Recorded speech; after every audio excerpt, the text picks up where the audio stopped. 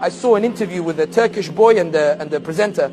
And the presenter says to the Turkish boy, what's your greatest dream? The boy says, my dream is to meet the Prophet Muhammad sallallahu alayhi wasallam. So the presenter's baffled. He looks at him and he says, and what would you say to him? What would you ask him? He says, I would not ask my beloved Prophet anything. Again, I was thinking I'd ask him about Badr, Uhud, ask him about Khandaq, ask him what he felt like, ask him what was it like to meet Jibreel. That's what I'm thinking. He says, I wouldn't ask my beloved Prophet anything. So what would you do when you meet him? He said, I would thank him. Thank him for what?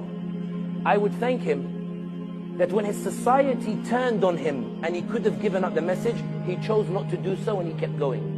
When they put thorns in his path because they wanted to deride him, he would feel the pain, but he didn't give up the message, he kept going. When they offered him the sun and the moon, he denied it and he kept going.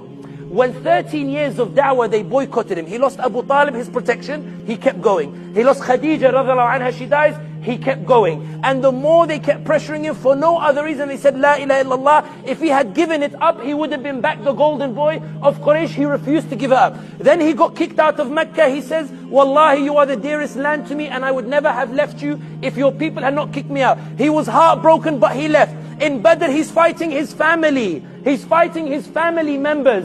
He goes out, he doesn't say, I'm going to give up the message. He keeps going. He's defeated in Uhud. He sees what Hamza does. He doesn't say, why me? Why do I have to keep going the message? He keeps going. The whole of Arabia come against him in the trench in Khandaq. He digs the trench and says, I will keep holding on to this message, even if things are against me. When he turns around, him and his Sahaba, and they say, Mata Nasrullah, when is the victory of Allah coming? He feels it in his heart, that heartbreak. But he keeps going, he keeps going. And when he enters Mecca, he doesn't take revenge. He forgives them and they become flag bearers that carry Islam. And these flag bearers that he forgave, they carried Islam to Turkey, to my forefathers. So Islam could be passed down, so I could be in Jannah before you, Ya Rasulullah. Because you denied yourself the dunya and you chose the path of struggle, I was saved.